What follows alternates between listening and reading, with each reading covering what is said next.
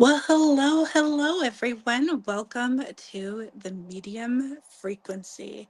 I'm so excited to have you all here today with us.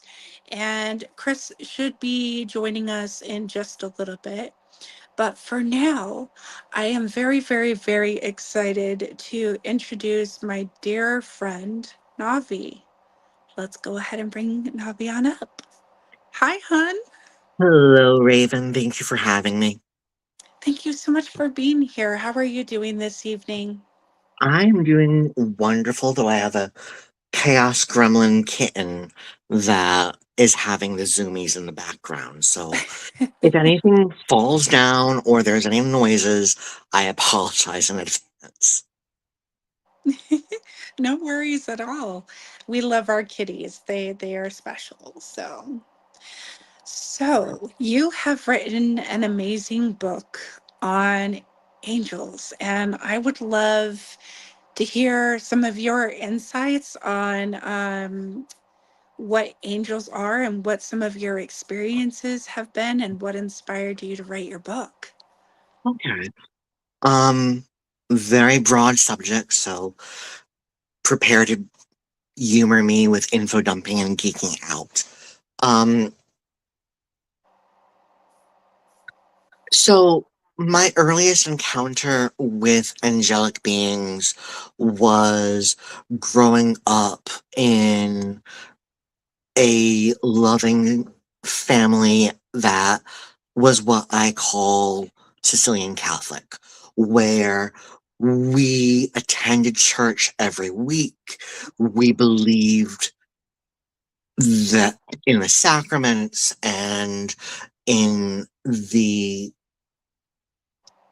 church life, but we also believe that Mary was more important than God because she's the mom. And we practiced in my family, as well as other families we were close to, magical and psychic skills, if you will, that nonetheless we would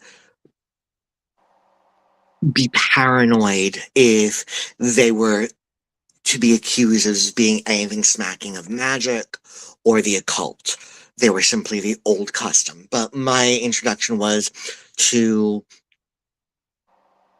the concept of your guardian angel in that matrix, as well as the broader nine choirs of the angelic host, where you have angels, archangels, principalities, virtues, and so on, closer and closer to the throne of the Almighty.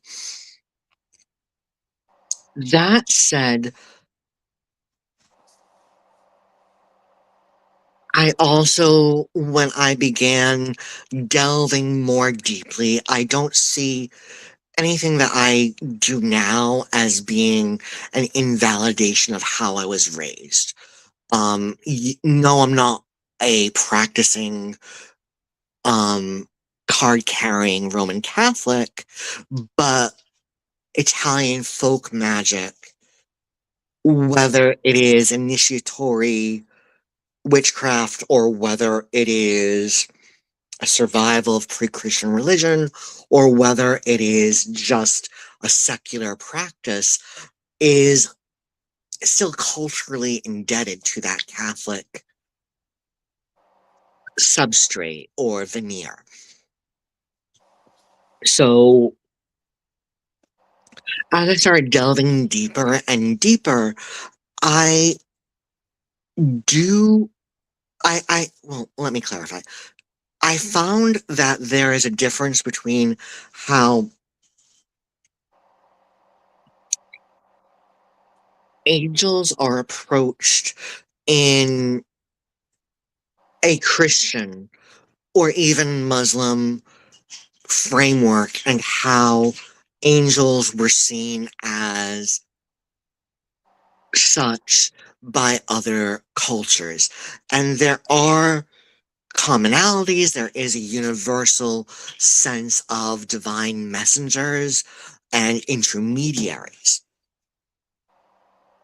But a lot of my personal magical practice goes from Hellenistic, Neo-Pythagorean theurgy and Greek magical papyri. And in that culture, prior to or separate from the interactions with Semitic and Persian ideas. For instance, the Zoroastrians have the Yazatas, who are usually seen as being angels, but historically they would have been gods and goddesses serving Ahura Mazda, battling Ahriman and the Devas. Um, but the Hellenistic concept, all all spirits are daemones. The root word that became our modern English concept of demon. And all daemon means is a divine intelligence or a divine force that is replete with wisdom, if you will, or the accurate word would be noetic, intelligence, which includes both logic as well as intuition, but also the deeper inner knowing of gnosis. Um,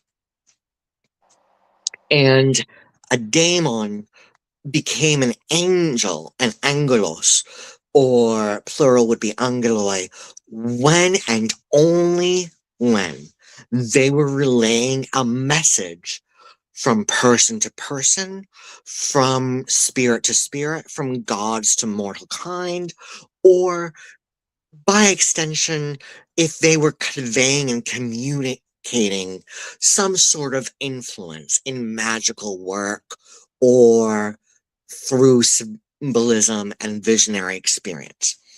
Once that message, that communication is over and done with, the angeloi then became rank and file daemones. The farther back you go, the daemones as spirits, it could be used to refer to intermediary spirits, elementals, the dead, specifically the forgotten dead, who wander with Hecate and are given solace and purpose through partnership with earthly sorcerers. But it also could apply to historical figures such as heroes or philosophers who were held to have united with what we would see as their higher self. It also, daemon or daemonic, could also refer to the gods themselves. With Neoplatonic philosophy and the rarifications of Pythagoreanism, that really became Neoplatonic, Hermetic, and also, while respecting the Jewishness of the Kabbalah, ultimately informed the development of Kabbalistic theology and practices in ancient Alexandria. So that's the core. So for me, I find every interaction with spirit as being try authentic communication and negotiation while also respecting my agency, but these beings, whether you're talking about angels, demons, jinn, the elves, because never call them fairies unless you want to get eaten, goblins, etc., etc., etc., they have their own agency. And there is a lot of nuance there, but nothing exists solely for our personal benefit. And that is the difference between traditional experiences with angelic beings and other worldly entities, as let alone magical interaction therewith, and the new age saccharine, sugar sweet manifesting bullshit. I say that and I need to follow that up. The so-called art of manifestation or the science of manifestation, all that is magic. All that is occult science. All that is spell casting. But unfortunately, a lot of people from the new age spirituality or spirituality or theosophical spiritualist background have a knee-jerk reaction to anything referencing occultism, sorcery, or the like. But that's the subject of a different TED Talk. Now, with the evolution of Christianity, as well as alternative Christianity, such as the Gnostics or the Marcionites or the Montanists, um, you found or you find this development of angels being the servants of God and demons being meh. And in that framework, angels and the prerequisite for being an angel is the only purpose, the only modus operandi of an angel, of the malachim, and all their various permutations, is they exist solely to fulfill the will of God. Now, you can get away with some shady shit and it still be within the will of God. Because if you go by biblical texts, God never sent demons or devils to punish people. He always sent an angel. It was a group of angels that decimated Sodom and Gomorrah. It was angels that cast out Adam and Eva from Eden and their descendants. One wing is always dipped in blood, to quote a dear friend of mine, Raven Morgaine, who is a priest in Voodoo, Santeria, and Candomblé, as well as being a phenomenal artist and diviner.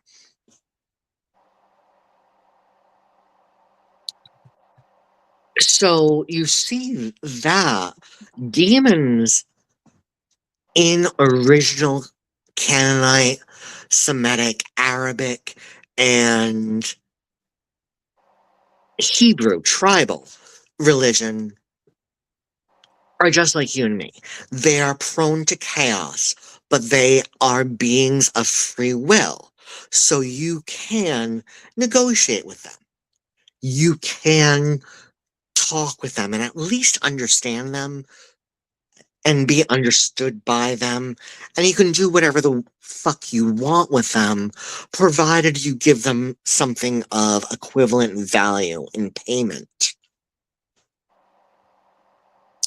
Whereas angels, it always behooves you to either do an intuitive check or some form of divination through tarot cards, pendulum, etc., or asking for a sign. Mindful, and this is a little pet peeve, that your instincts and gut reactions and subconscious prejudices and personal biases are not the same as your intuition. And there is not a law of discernment and separation of the two in a lot of popular occultism and spirituality nowadays, which is why you have, on one hand, so many people who are batshit crazy who believe in the Pleiadian dolphins that are having sex with you and manipulating your kundalini, and the reptilian aliens under the hollow earth, which come up through the White House. Don't go by your prejudices and biases. Always have a healthy skepticism, but also cultivate that spirit of discernment when you're engaging. But back to that point, it always behooves you to just fact check yourself when working with angels in this stream, because again, you can get away with some shady shit with angels, whether it's killing an enemy, seducing a cute little blonde twunk college rugby player to be your love slave, healing the sick, making bank financially, etc., etc.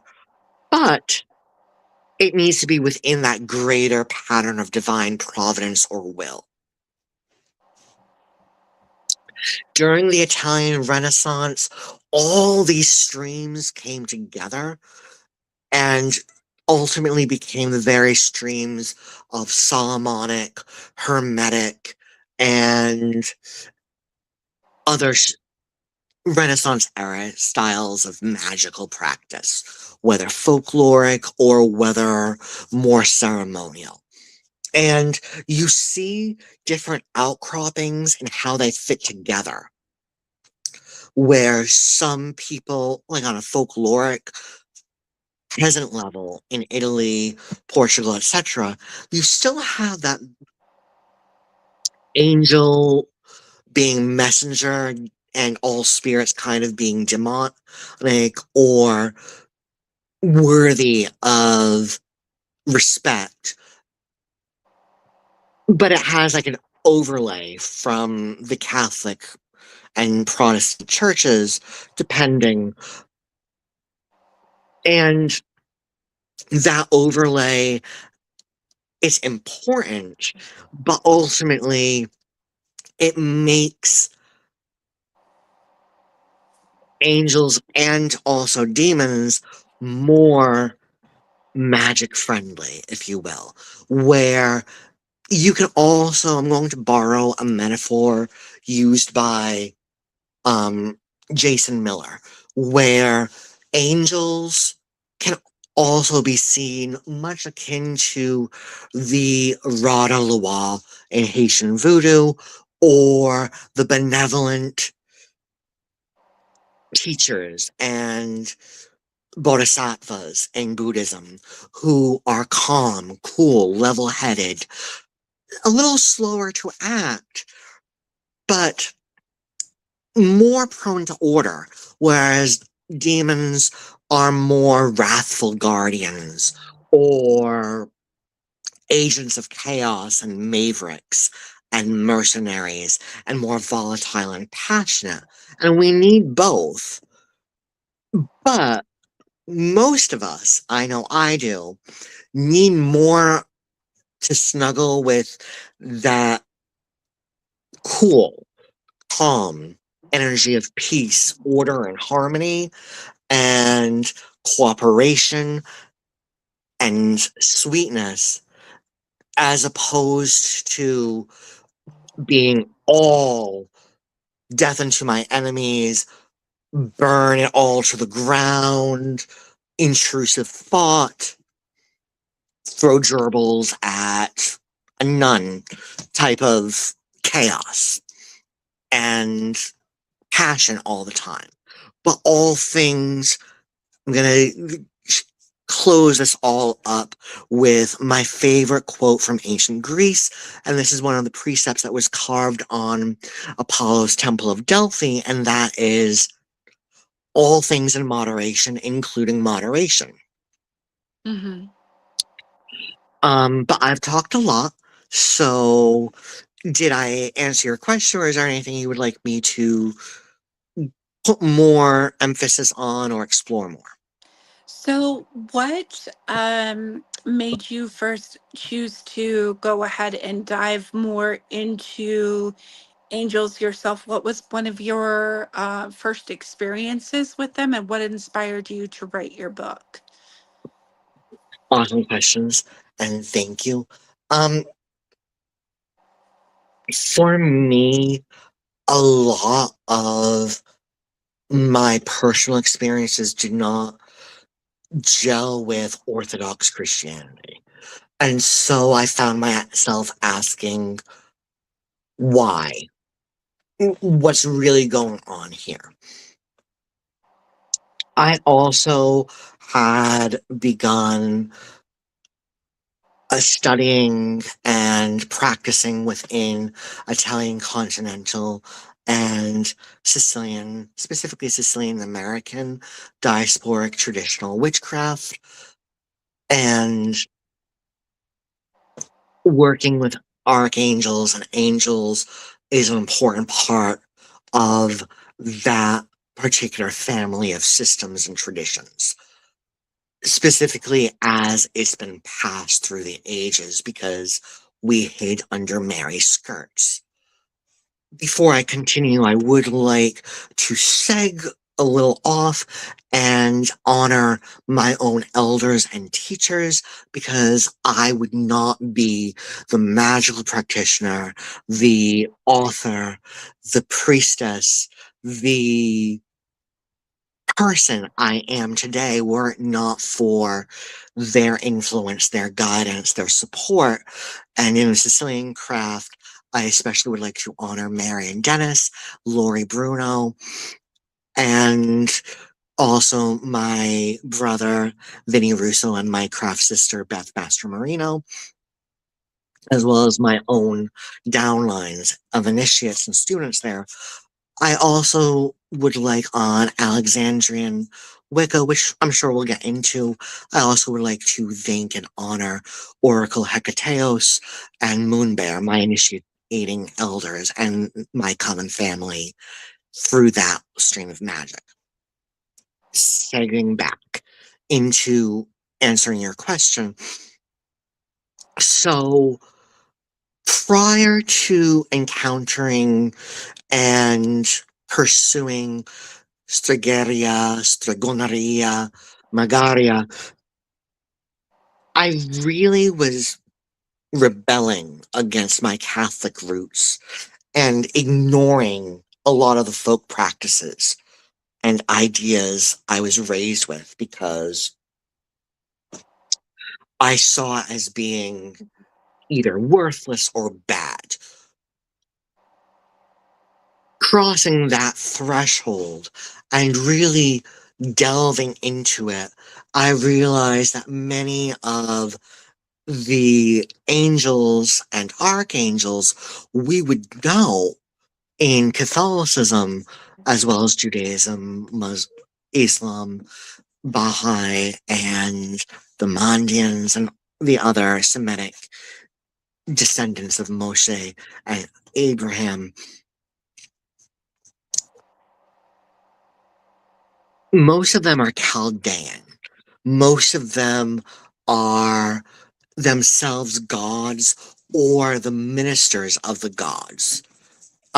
Some have theorized that the Hellenic word angelos I had mentioned came from a Babylonian word meaning apkalu, who were the guardians of temples and the emissaries of the Igigi and Anunnaki, the celestial and the terrestrial gods.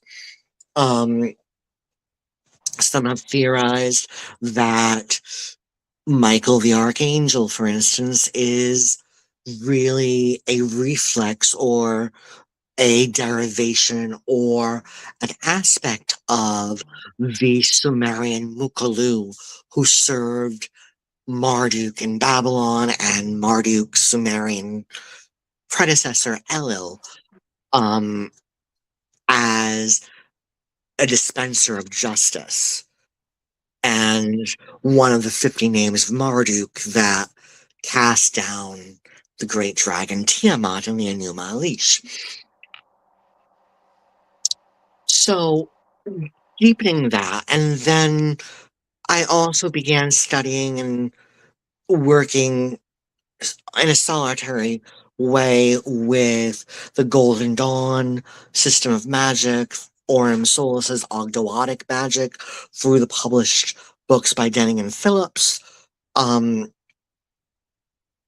as well as deep diving into Enochian, Solomonic grimoires, and just all kinds of magic, and teasing out where all these tangled threads intersect, interweave, and then separate.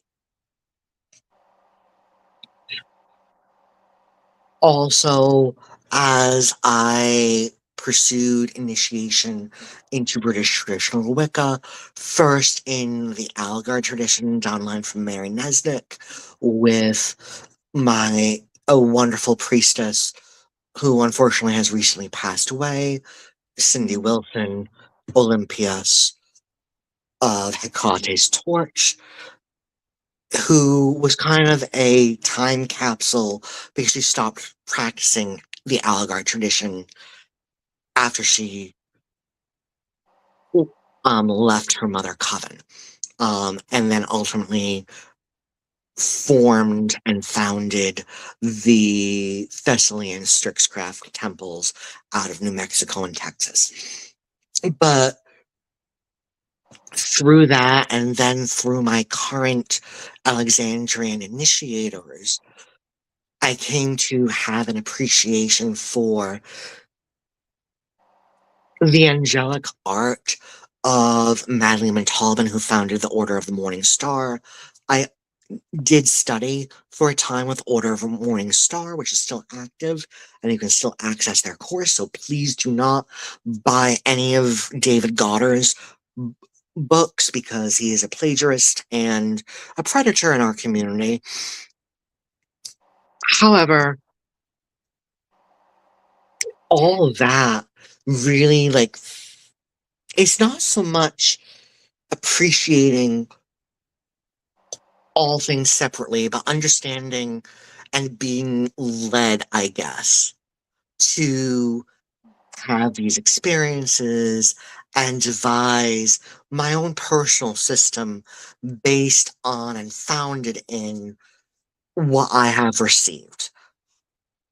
Because tradition is not that worshiping of dead ashes or fossils.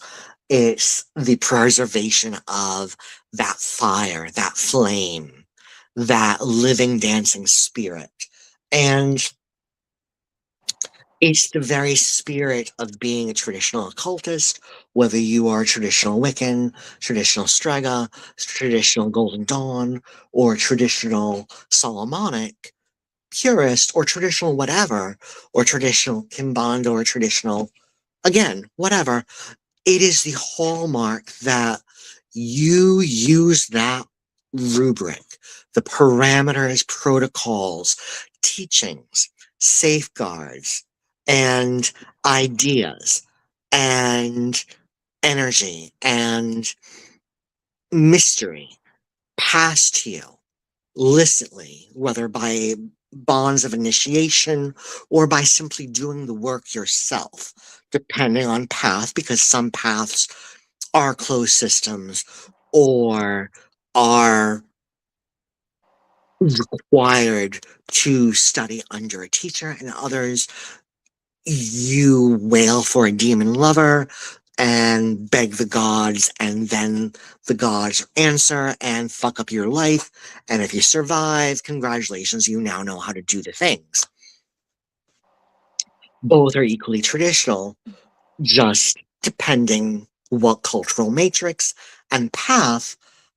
But ultimately, once you get to that point and cross that threshold, it is innovation, creativity, evolution. We are custodians of what we are past. We are not its possessors, and it is our duty to feed it and let it grow and evolve into the future.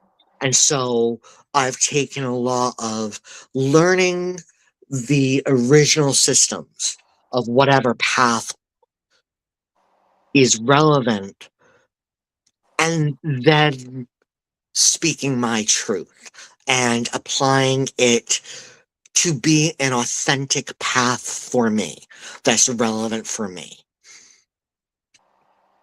And I, for instance, when I teach, when I pass these respective disciplines, systems, traditions down, I am obligated both by oath, but also by kind of like that sense of this is right, to pass it as it was passed to me, but also have an open dialogue, calling a spade a spade. For instance, Dion Fortune, her book, Psychic Self Defense, I require that in tandem to other texts when you are first starting out, because Mhm.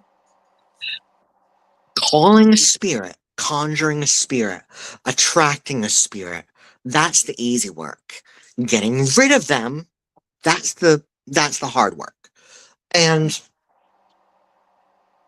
you also need to know how to assert boundaries and defend yourself, because there are fuckwads and twat waffles and dumpster fires all Mhm. around us. Psychic Self-Defense by Dion Fortune is important and required, in my opinion, because every book on psychic self-defense and magical protection that has followed is based upon that textbook.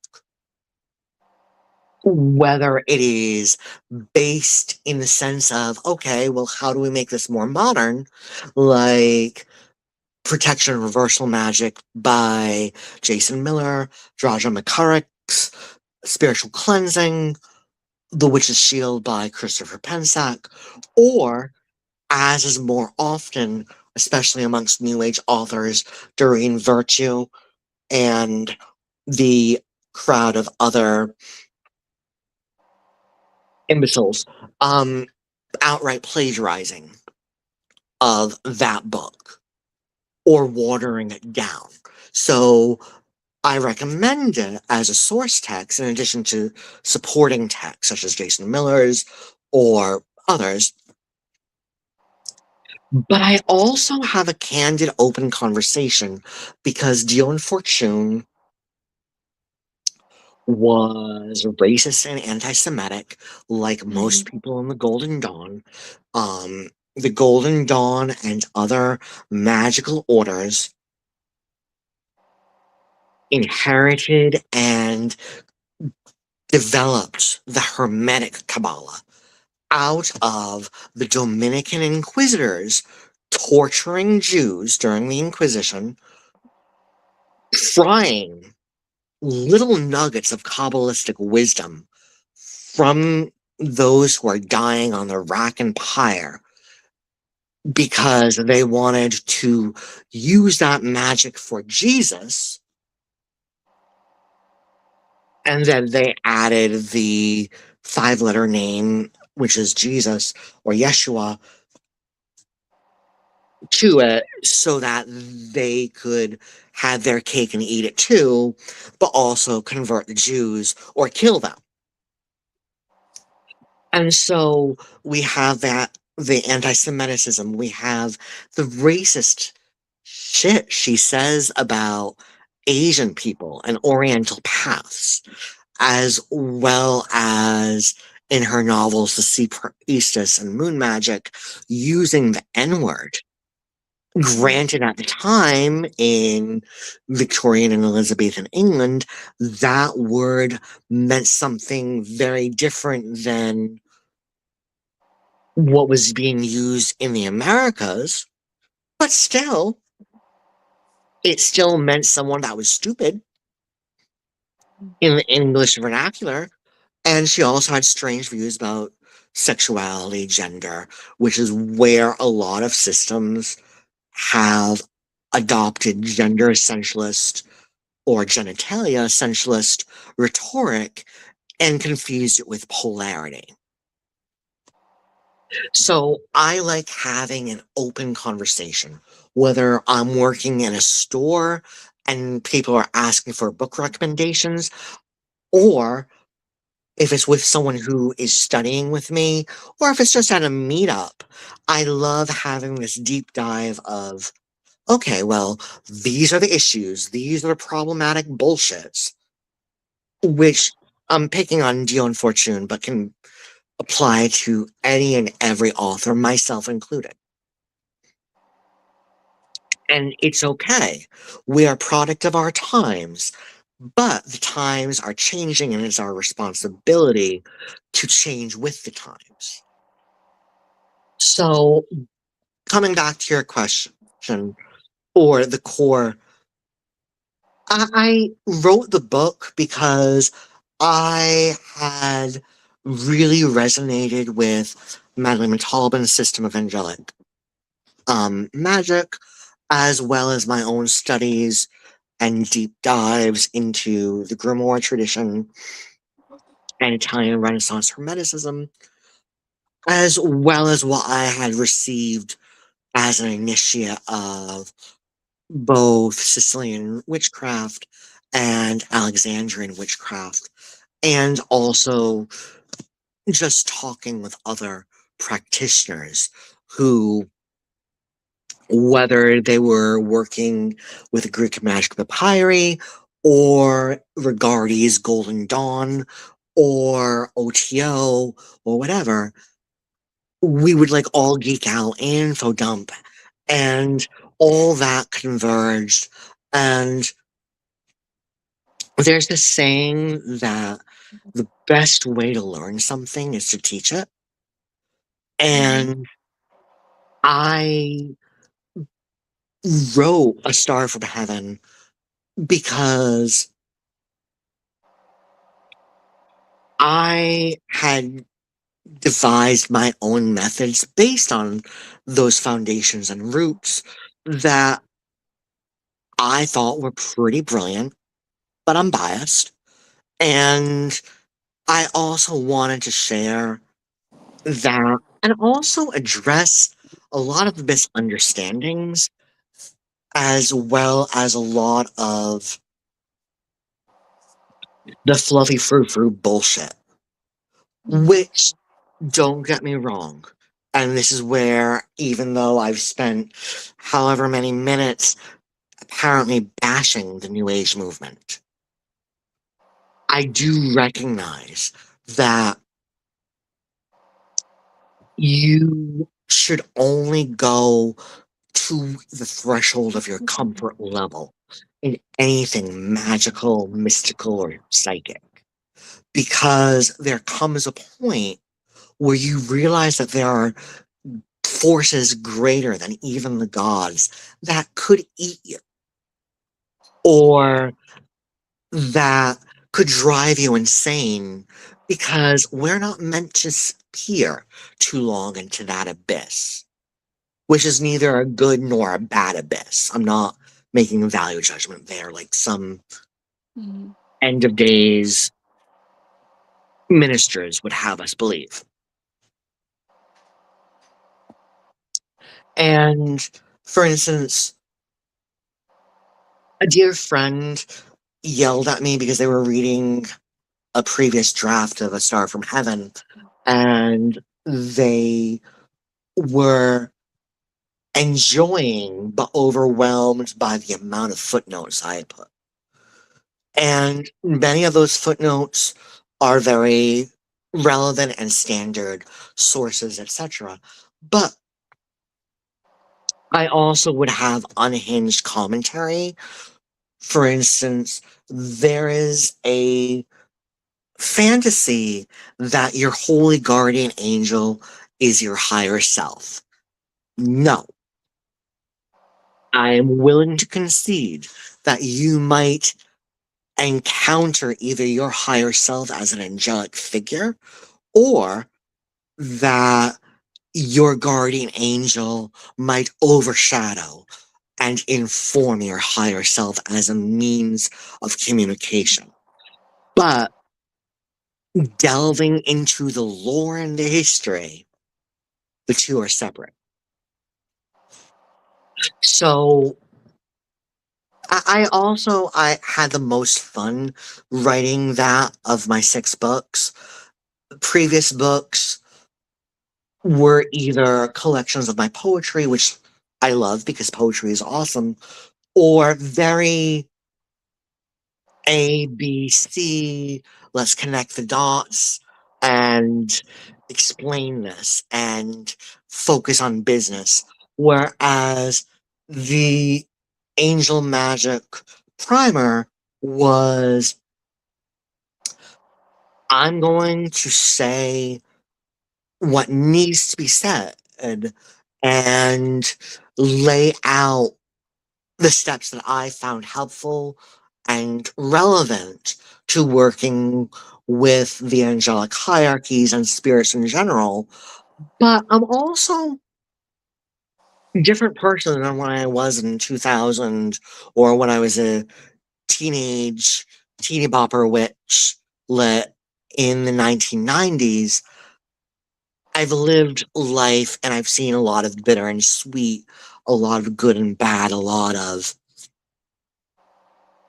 pain and pleasure. And I am hopefully a little bit more mature. So even though I can cuss like a sailor in multiple languages, and even though I am still a work in progress and still developing and still maturing, I had found my voice as a writer. And when you do that, or when you find your voice as a psychic reader, or as a teacher, or a member of the priesthood, or an artist, or whatever, you can then relax and show the world something of your authenticity, something of your sincerity, something of your vulnerability, and make your work more beautiful and more poignant, if that makes any sense. Mm-hmm. Yeah, it does. Now there is a question by Christy Rico. Actually, there are two questions. One of the questions is why is the Enoch such a touchy subject for most people? And go Oh, ahead. so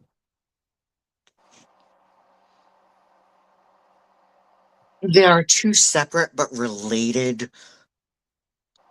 I guess, subjects.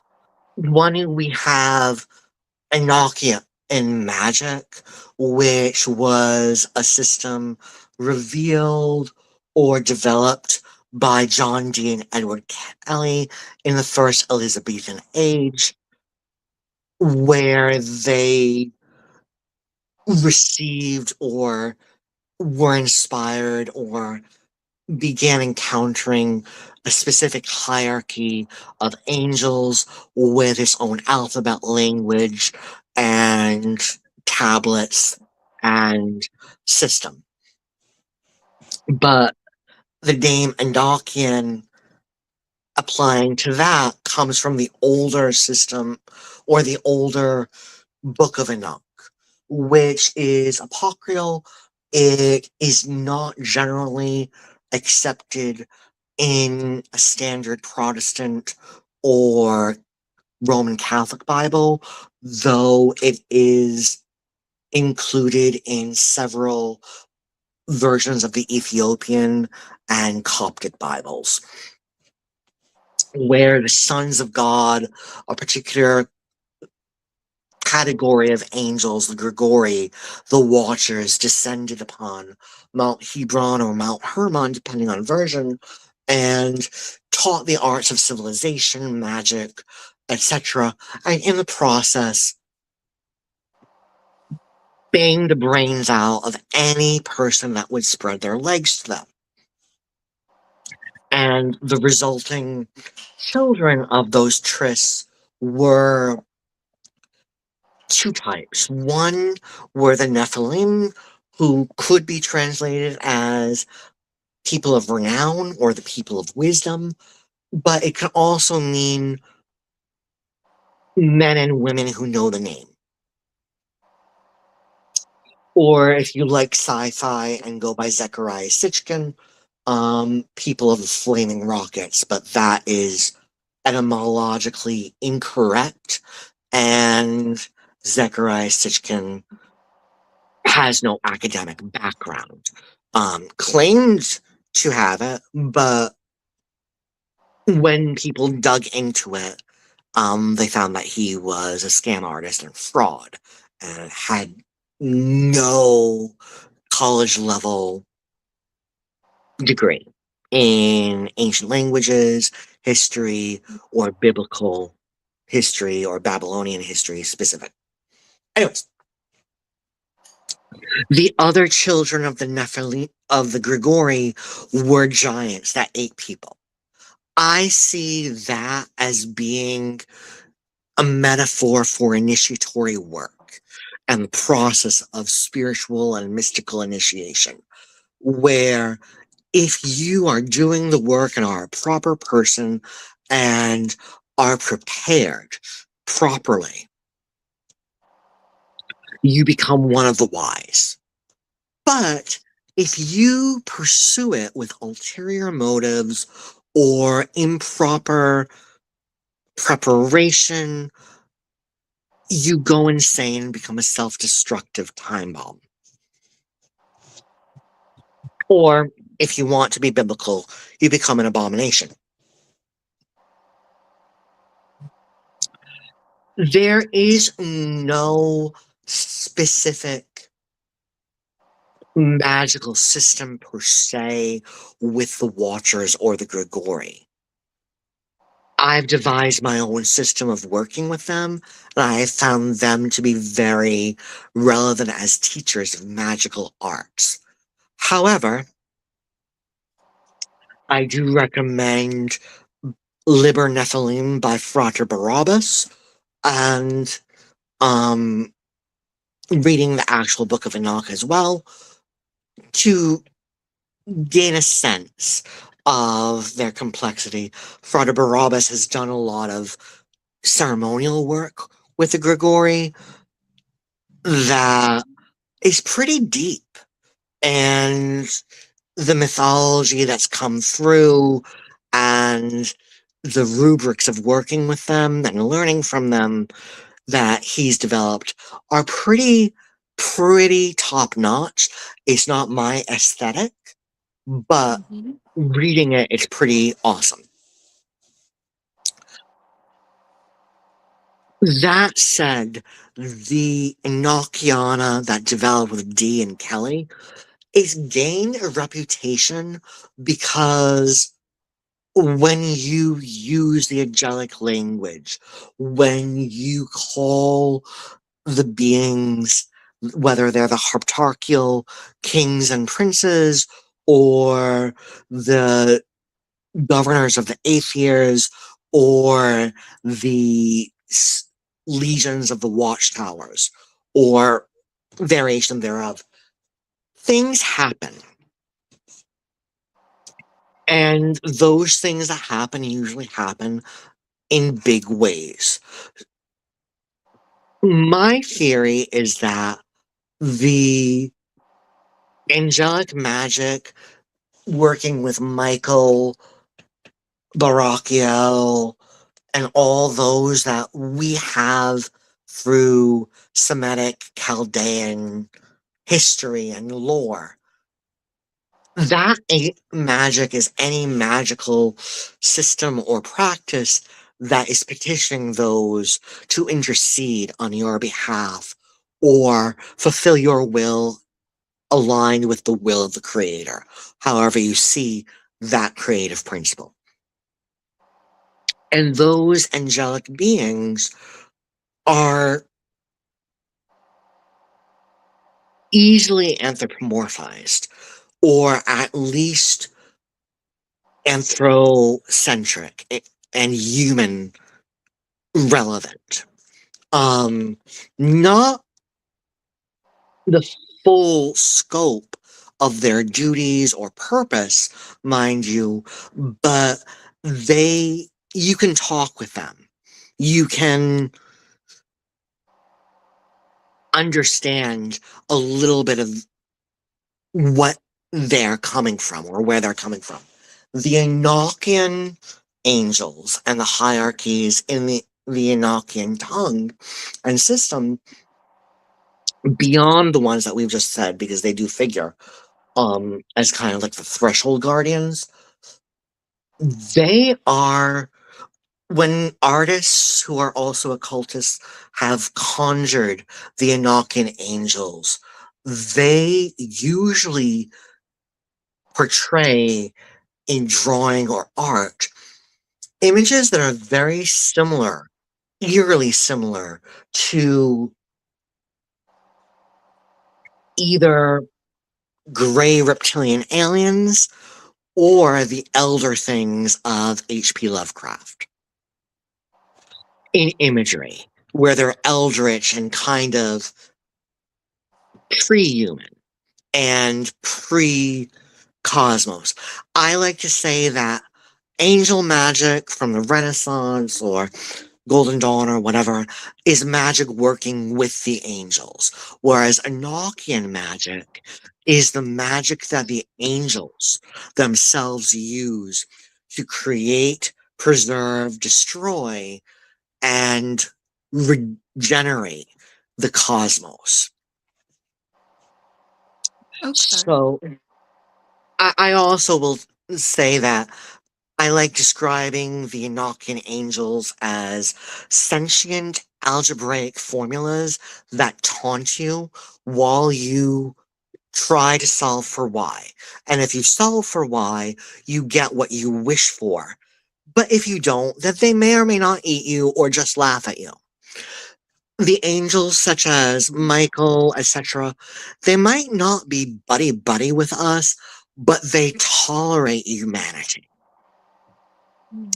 They seem to think we're cute monkeys. Whereas my experience of the Enochian system and the Enochian hierarchies, they really don't like people. They don't like being bothered because they have bigger things to do. They're more macrocosmic. And if you approach them sincerely and either through Golden Dawn or a deep purist or a combination between the two system, in other words, addressing them properly, they will fulfill your will or they'll answer your questions and they'll help you. But it's more of, oh, okay, let me pat the idiot on the head, flick them off while I go through the door after giving them the candy bar they wanted. I'm not sure if I made that clear.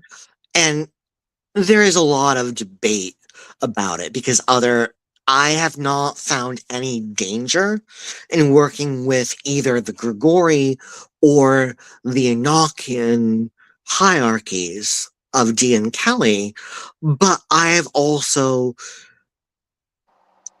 really known my place. And yes, I'm awesome, epic, and fabulous, and I know a lot, but I don't know everything. And I have a sense of humility and a sense of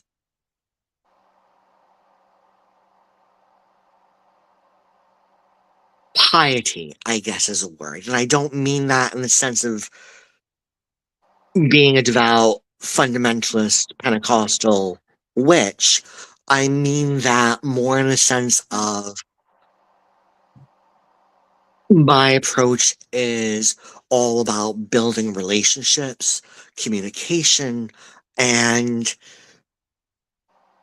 honoring the giver of the gifts, whether I'm the giver of the gift or a spirit is. And so I think that I'm just cute enough that I haven't gotten into any danger there. So my opinion is that it's not dangerous until it is, if that makes any sense. Hmm. Now, what are your thoughts? And I'm pretty sure I know what your thoughts are, perhaps on this, but what are your thoughts on humans having and angelic systems of like energetic DNA and those kinds of things involved? Ooh, ooh. So with the Book of Enoch and the Grigori and the Nephilim could be an analogous. I'm butchering that pronunciation of that word and I apologize, but it could correlate with witches or magical workers, and that is where the first of us came from. We also see related or similar legends of descent amongst the British Isles, where witches or the first witches were said to have been born when the good folk, the shining ones, took human lovers. Or in some Muslim countries, on the folkloric level, it, the witches or witch equivalent wise ones get their power through either erotic union or genetic descent from a union with one of the jinn. And also we have the witches of the ancient world, Medea, Kirke, etc. They're all descendants of Apollo, Helios, Hecate, or Hyperion in some way. And I find those myths of origin very important, very powerful. However, if we reduce it to terms of race, DNA, or heredity, we are talking about racism and eugenics, and I don't have time for that bullshit. That's exactly what I thought you would say. Yes. Energetically, okay, so whatever genetic or hereditary based component is now universal. Why? Because humans like to fuck. Humans like to fuck and get pregnant Mhm. throughout our history, with respect to those who have chosen to be child free. But so we all have that angelic fire. We all have that touch of fairy. We all have that golden inheritance just by being human. Beyond race, beyond family, beyond regional cultural matrix. It's our humanity. Hmm. Energetically, however, that is the fire that is passed down in rites of passage into traditional houses of folkloric witchcraft, in the 3 degrees of traditional Wicca, in the traditional fairy doctors of Ireland, amongst uh, houses of Kimbanda, Lukumi, etc., and in lodges and orders of turn of the century ceremonial magic. The royal blood, the witch blood, the lineage of light is traced and passed by initiation, by breath, by ritual, by living your path. And it is only through that practice, whether that is a established practice, such as an order, tradition, coven, or apprentice teacher setting, or whether it is the more dangerous and solitary path of going out into the wilderness and wailing, pleading, and purging yourself and petitioning to be taught, or whether there is a traumatic experience that puts you into survival mode and awakens the fire in the blood. A really good book about this topic, which he quotes me a lot because he's amazing and I'm very honored to have been included. But Nathan King's book, Awakening the Witch Blood, Amazing is book. amazing book Mhm. and a really good exploration about this broader topic and what it actually means and why it's important and those parts of it that we assume are not important or that are not really important, like race and eugenics, because who has time for that bullshit? Right.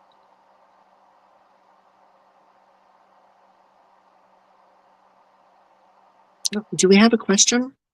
Oh, yes. The question is, have you ever heard of Clarion? And if so, who is she or was she? The only Clarion I know of is a villain in either DC or Marvel comics where they're the witch boy Mm. um with the cat familiar. However, it can very well be the name of a spirit or an angel that a group of people have worked with in history and reference for, or for that a particular individual, whether it's the person asking that question or someone around them has had an encounter with or developed a relationship with. For funny story, Santander Bank, I die in hysterics because Santander was the name of a devil that the Lancashire witches in England would send out to do their bidding. Oh, So, but he doesn't exist in any of the official hierarchies in the grimoires, but specific to Lancashire area of England. So, in answer to your question, I don't have personal knowledge of this figure Clarion per se, but it is perfectly possible that there is an actual being using that name that bodes or requires further research. now there was another question that was presented about Michael and Lilith, and I'm trying to find it. Let's see here. The question was from Christy. Christy asked, "Does Michael fear Lilith?" So I'm going to offend a lot of people right now. And I'm going to ask that you hear me out. This idea that Lilith is anything other than a demon or is a goddess, even, is fairly modern, thanks in part to Jewish feminism, which is awesome. There are concepts of the Lilitu in Sumer, who was the handmaiden of Inanna's temple, as well as being an owl figure who guarded the tree, and that might very well have been the Proto-Semitic roots of the Lilith figure. In the alphabet poem, where she comes into being by refusing to lie under Adam, that has been admitted by biblical scholars to be a forgery, where that legend really didn't exist until medieval Spain. Prior to that, the amulets, the practices associated in Hebrew tribal culture that ultimately evolved into Judaism were associated with a demoness that either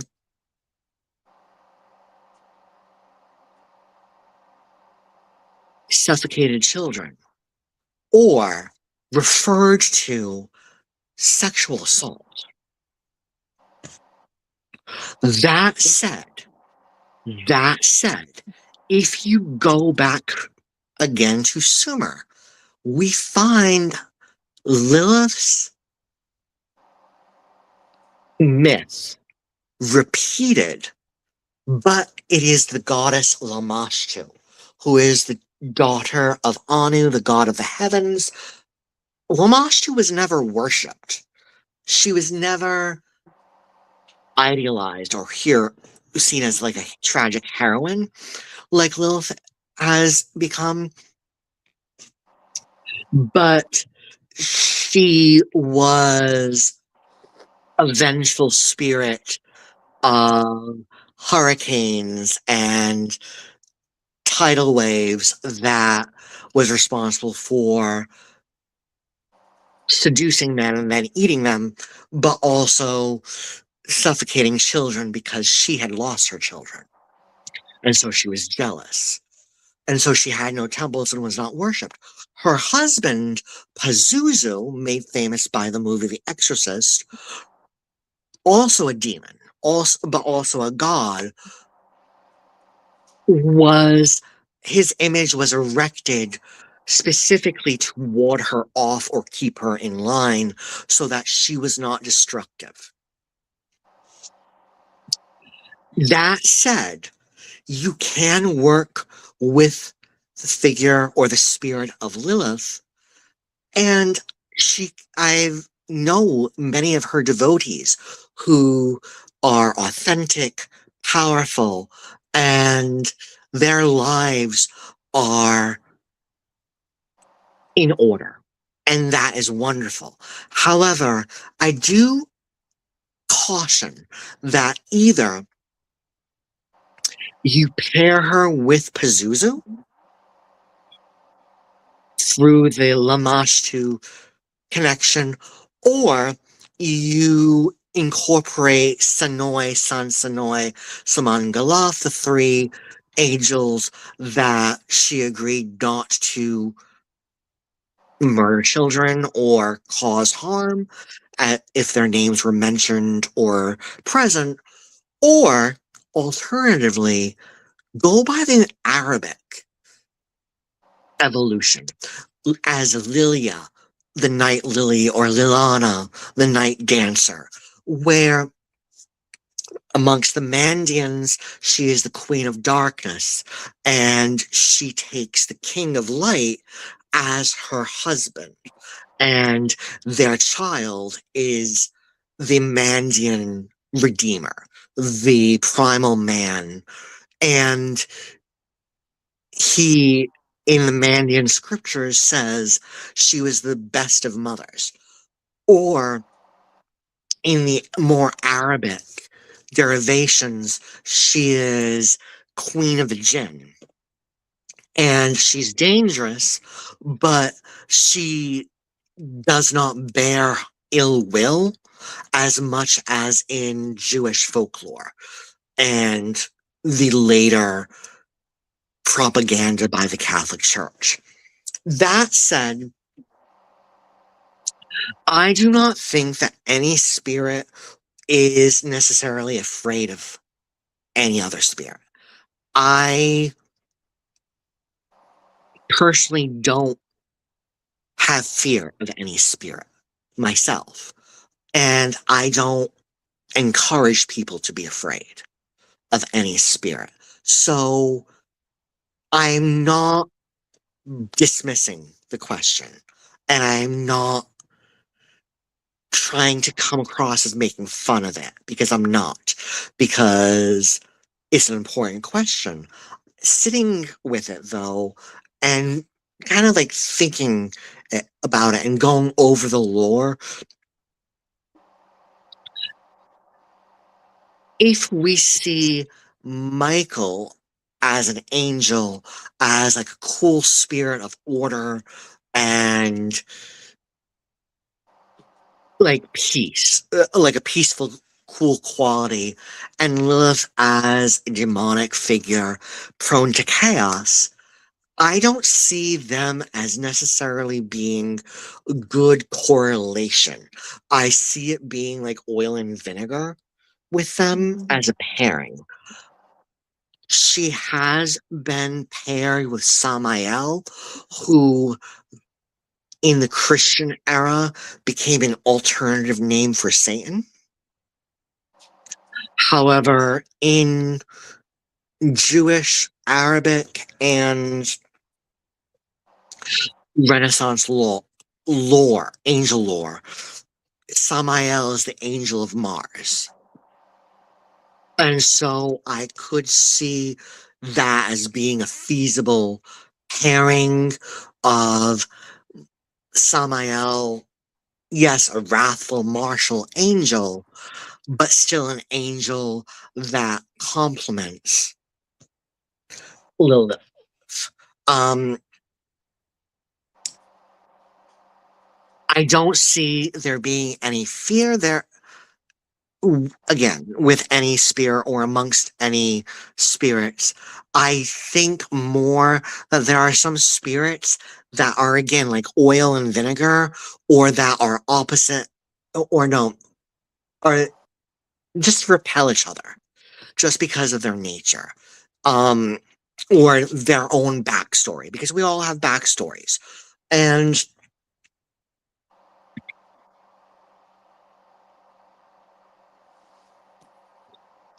that's all I personally would say on that. However,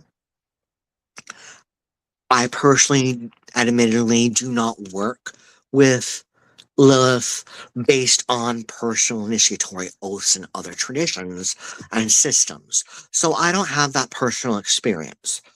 I do work with Nama, who is one of the four queens, or the four mothers of the witch's blood, or the four queens of the Sabbat. The other, Lilith being another of the four. Mhm. However, Nama has no ties to being a vengeful or a wrathful spirit. She is more of a seductress and a songstress, a musician and a magician and a muse. Now, granted, she likes seducing uptight, puritanical men specifically and leading them to ruin by exposing them for being secretly down low gay men or hypocritical sluts themselves. But beyond that, in the Tanakh, the story of King Solomon and the two women with a child, Nama is identified with the woman that refused to cut the child in half and wanted to protect it when Solomon suggested, oh, neither one of you know who the mother is, or both of you are claiming to be the mother. And one woman said, oh, yeah, let's cut it in half so we can both have a piece. And the other woman said, no, then the baby will die. Nama is identified with that woman, whereas Lilith was identified with the one that kind of eagerly wanted half of the baby. Um, and again, I am not demonizing Lilith, except academically, she is a demon. Um, but I don't have personal devotee or magical relationship with her that others would. So I can only answer based on my experience and my own research. So I hope that What was helpful. what are when you've worked with angels and seen angels, how do they appear to you? Like, what do they look like to you? Because I know that a lot of people have different viewpoints as to how they appear to them, and so I'm curious about your interactions with what you've seen for yourself. So with for so I tend to work with the nine choir arrangement, which is pretty much Catholic Neoplatonic mysticism, where you have angels, archangels, and so on. And then the ninth choir is the seraphim.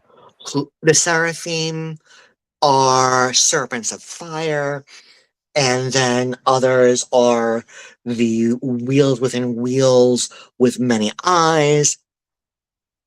However, when working with angels and archangels, I tend to see them as taller, radiant, humanoid beings.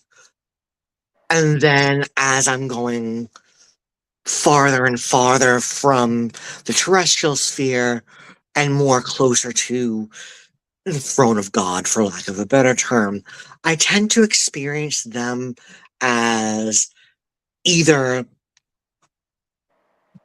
wheels within wheels with eyes, or blinding light, and you can just make out animal shapes, but they're multiple animals, like a wing, or the coils of a serpent, or a lion's tail flicking in the background, um, or just beings of pure fire and light.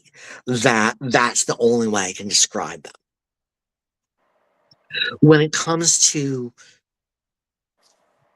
the Enochian angels, my experience has been more Lovecraftian, um, where many eyes, but also reptilian and crustacean aspects there.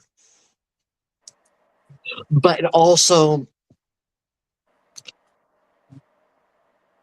there's also this interesting concept in the Sophian stream of Gnosticism, where the angels of Adonai, the angels of God the Father, the angels of the Lord, are the angels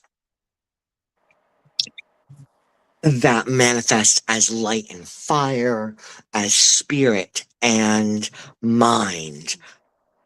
But the angels of our earthly mother, the angels of the Shekinah, the angels of the mother spirit, the angels of Sophia, they are the forces of nature. So encountering them is outside my window, there is a tree. That is an angel of the earthly mother. A gust of breeze, that is also an angel of the earthly mother. So it's an interesting concept uh, of framing experiences. Okay. Yeah, I've had some interesting experiences myself where I've seen them with several eyes, with multiple eyes, but then I've also seen humanoid versions as well. So I've always had curiosity about like the different levels of ones that are out there because I've seen two different versions so far. So it's interesting. Now, if people want to find your books or connect with you, what's the best way for them to be able to do that? I am available on Facebook. I also have a professional page. I believe it's Ravi Sousa, witch writer and artist.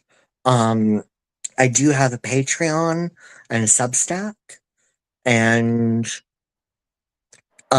I can share my link tree in the chat if that's okay. Yes, please. That would be wonderful. Give me one sec as I figure out the horror. No problem.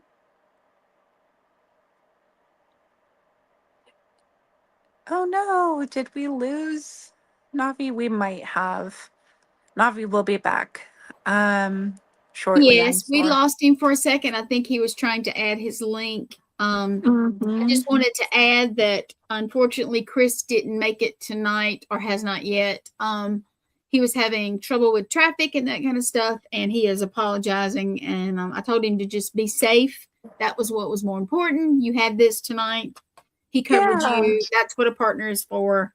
we're Um, a team, so it's totally fine. Exactly. So everybody, thank you for watching. And Christy, as always, she loves to comment, and we love it. We Yes. just appreciate you so very much, as well as anybody else that is watching. And we've had like Sean, Christy. Let me go back. Blah blah blah. And I think there he is. Oh, I think Oh no, did we Hi. lose him again? there he is. Oh, Okay. there he is. Anyway, Hi. There we go. I'm There you gonna are. pop back out. Sorry No about that. worries. No worries. Okay, I sent it to the chat. Perfect. Hi, Patty. Perfect. That way, people can go ahead and connect with you more to ask more questions because I know that you have a wealth of knowledge and experience, and we haven't even touched on the other initiations and crafts that um, you are initiated in, and um, we would just love to have you come back. That would be Oh, wonderful. I would love that. Yeah.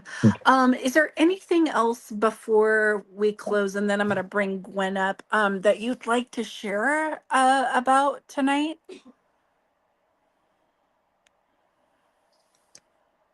I think a closing thought is the world is a dumpster fire right now, and it does not look good for peace and justice. But we should still keep that fire of hope alive. And during times of tyranny and oppression, the sorcerers, the magic makers, the visionaries, the artists, the poets, we thrive, and we are always targeted, but we thrive because we are the voice of the spirit, and we are the voice of the people. And it behooves us to remember that we keep the fire of hope. We keep the light alive in this world, and that we should anchor that light and fire by real world effort, whether that is magical work, political activism, or simply being a caretaker and caregiver for others or for ourselves. Thank you. I love that. Thank you so much, Navi. Gwen, I'm going to go ahead and have you join us again, my dear. I am here. Do you have any questions for Navi before we close? My mind is amazed at the moment. I agree with you. Chris, I was trying to hold your little your he said, excuse me, Christy said his mind is amazing. And it is. I am just overwhelmed with, I don't know if I have questions or I just need to go back and watch this again to soak it in again. I gotta read your book. I have to read your book. I do. I tell you what, we have so many amazing guests and you are one of them that I don't have time enough to read everybody's stuff. And yeah, I'm just going to have to put it on, and just listen to it is what I'm gonna have to do. Navi's book is amazing. You'll love it. Yeah, I'm gonna absolutely have to. And you guys, thank everybody for watching. Like I said, Christy loves to comment, but we do have viewers that just don't comment. They listen, they watch, and like I was saying, I'm not sure if you heard me or not. Chris was not able to get home in time, and I told him, "Do not race home. Be safe." We understand things happen. So he did not intentionally miss the episode, but it happens sometimes, unfortunately. So, but yes, I know he's going to watch the episode and then have a million questions for you. Yes, Trust me, he is, and he'll want to ask you a million questions the next time because, yeah. Thank you so much again for having me. Oh, thank you for coming on. I've enjoyed it. Yes, definitely. All right, guys. Well, if you are ready to sign off, Raven, Navi, I'm going to pull you down. And if you want to hang on a minute in the background, that'd be awesome. Okay. There you go. Well, as always, you guys have the best guests. Now, I'm not saying that, but you guys do have that. We always do. Everybody on the network has them. And I was trying to pull up my little book here. I believe next week, I can't say her last name, but I'm going to try. If I butcher it, her name is Billie Jean Casella. Yeah. Did I say it right? Okay. She's going to be on next week. She's I think the word is mentor for Chris or one of them. Am I saying it right? One of Chris's mentors, and I'm super excited to get to know her and hear her perspectives as well. It's going to be great. Well, I know I've just messaged with her like I try to do everybody that's coming on and say, hey, this is who I am, introduce myself, and kind of say, get their pictures for the ads and stuff like that. And honestly, she is awesome. She dressed as like, I want to say a Viking on one of her pictures. And that is just, I love it. I love it. I actually have started to do an outfit similar, which is very interesting to me. So I can't wait to see. I know. So you guys, thank you for coming on. I'm gonna let Raven say goodnight. I'm so used to just kind of taking over, so I always have to apologize and step back for a minute. But yes, thank everybody for watching, and why don't you just tell them goodnight?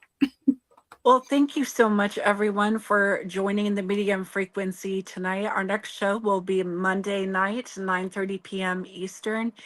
And make sure to go ahead and connect with Navi. Navi has some amazing books out and is always willing to work with people. And that's one of the many things I love about Navi. So thank you so much, and we'll see you next week. Goodbye, everyone.